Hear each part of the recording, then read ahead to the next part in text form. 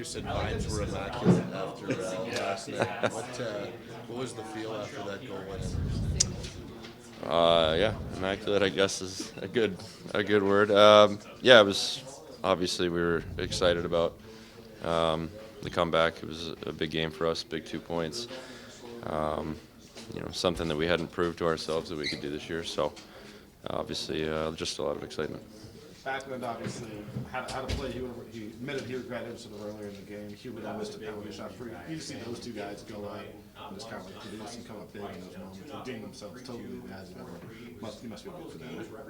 Yeah, I mean they're good pros and they've been around long enough that they know it's a 60-minute game for a reason, and our team's been doing a really good job lately of picking each other up in those moments, and nobody's getting on each other. We're sticking together, and it's been a big difference for us. And I don't think, at least speaking for myself, I don't think I ever had a doubt that they would bounce back and help us win that game. Is that simply a byproduct of guys getting to know each other off the ice and understanding what makes each other tick, where it seems like that communication with this group has improved past a little bit? Yeah, maybe a little bit. I think it's just an understanding of where we are and having one common goal here and coming together as a group. And at the end of the day, nothing else matters. And you got to pick each other up in games like that.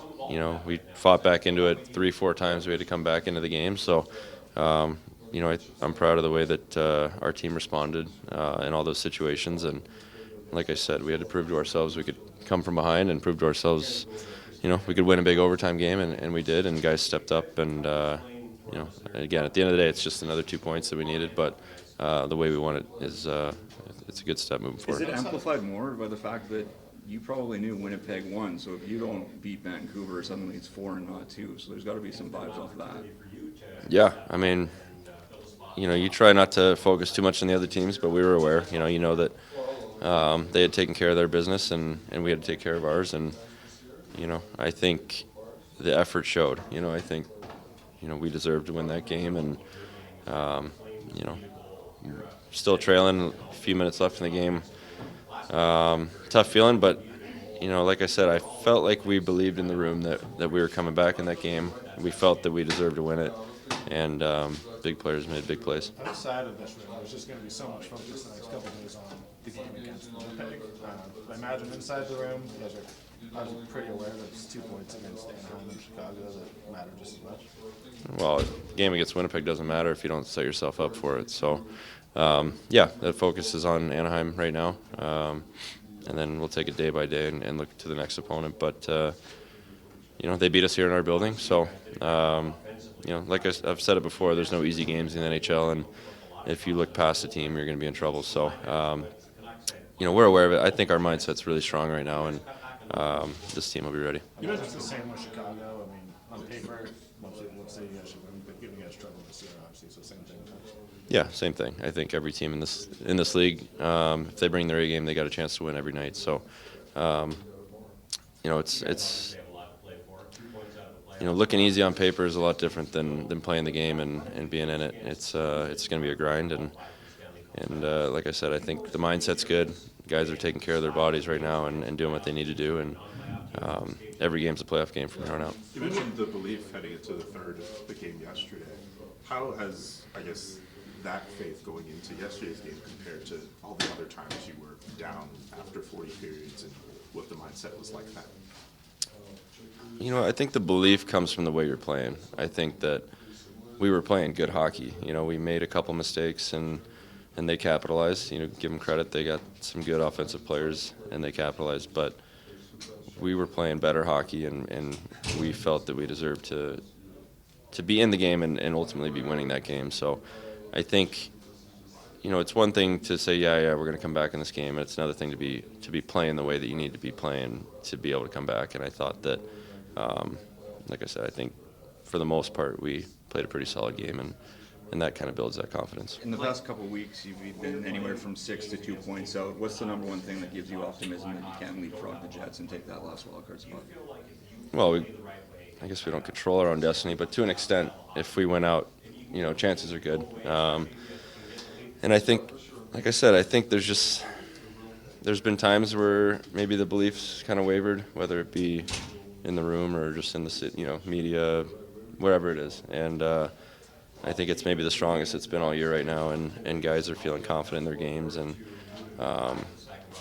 it's still going to be hard work, and it's still an uphill climb, and it's not easy to leapfrog a team in the standings at this time of year and this few games left. But I like where we're at, and I like our group right now, and I think as long as guys keep this preparation and buy-in, it's going to be really exciting the last couple weeks. Are you a guy that, in those big moments, whether it's before the third period and you're trailing, do you talk to guys? Do you give like a little bit of a speech? You've been there and done that. Do you make your voice known in those moments, or?